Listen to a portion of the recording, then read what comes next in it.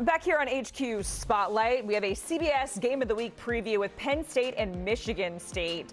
Both teams trying to get right. Let's start with the Penn State side of things, losing an absolute heartbreaker at home to Indiana, giving up arguably, probably the catch of the year. I can't stop thinking about it even now. Sitting here at 3-6, and then Michigan State also sitting at 3-6. They're coming off of a loss to Minnesota. Both of these teams, the losses were close, coming off a 3-point loss in both of those respective losses. Both teams are 0-6 in Big Ten play since starting the season 3-0 in non-conference play, and neither program has ever started 0-7 in conference play. Michigan State, oh boy, the wrong kind of streak. We're looking at Michigan State's longest losing streaks in program history. The longest ever, you have to go back to 1916, 1917 season for 10. They're not quite there yet, but still riding that 6-game losing streak here as we sit in 2025 and hoping for them that it's not going to be 7 straight losses. So let's bring in our college football analyst Shehan, Jeyarajah, and Adam Breneman for a Game of the Week preview. Penn State, Michigan State. Michigan State, it's been a rough fall. We saw it there, losing 6 straight games here. They might have discovered a bit of a spark in terms of their quarterback in that loss to Minnesota. So, Shehan, I'll come to you first. Break down the QB situation and what it could mean ahead for Michigan State here as they are in the midst of a 6-game losing streak. Yeah, well, look, here's the reality, is that when Aiden Childs came with Jonathan Smith to Michigan State, they knew that he was a boom or bust type prospect. And I think that you've seen that across the 2025 season. He's had these moments of brilliance, but he makes a lot of mistakes as well. So going to Alessio as their backup quarterback, I mean, I think that he just brought a level of stability that this program hasn't really had for most of the Jonathan Smith era. He's done a good job of making good decisions, avoiding trouble, 311 yards and a touchdown in his last game, in a game that went to overtime against a good Minnesota team. I think that for Michigan State right now, they are just looking for anything stable, especially on the offensive side of the ball, and I think that he gives it to them.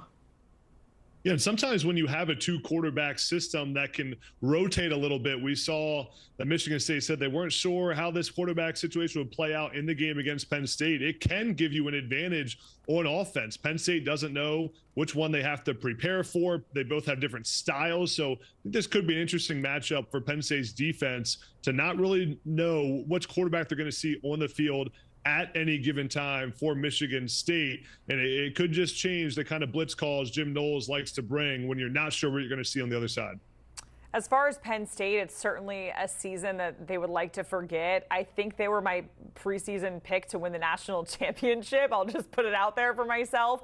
And it didn't exactly pan out that way or anywhere close. James Franklin gets fired. It's certainly not what we were expecting. But Nick Singleton, he's been plugging along. So, Adam, I'll come to you first here. How impressive has he been this season, and do you think he can continue to help power this Nittany Lions offense? Yeah, well, first, Penn State was my preseason national champion pick as well. As a former Penn Stater, it's been a rough year.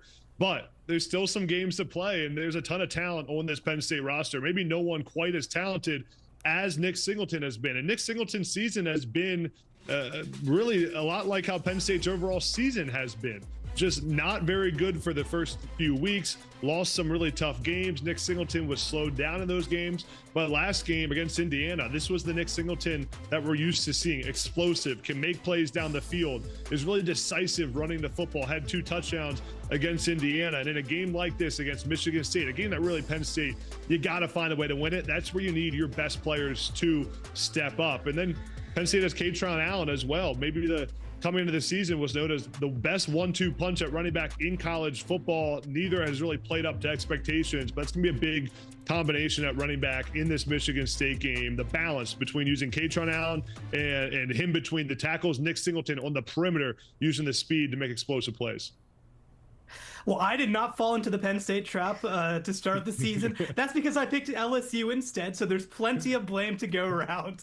But I think that Nick Singleton is such a dynamic player, and especially like they mentioned in that game against Indiana, you see the explosiveness. I think that for Penn State, especially since Drew Aller has gone out, they have lacked that component. They haven't been able to put up yards and points in a hurry. Well, this is the kind of game and kind of matchup where you really lean on the guys who can change the game game in an instant. Nick Singleton was the #1 running back coming out of school in 2022. He and Kaytron Allen, like you saw on the graphic, one of the best combos in Penn State history, both in contention to potentially compete for the highest yardage of any Penn State running back in history. And this is a program that puts out some really, really good running backs. So while Kaytron Allen is more of the 4 to 5 yard consistent kind of back, Nick Singleton is that dynamic game changer who potentially could change a game just like this one, especially against a Michigan State defense that has not been very good against the run.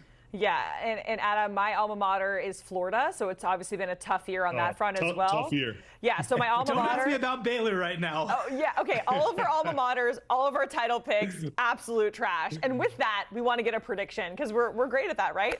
Adam, who's going to win?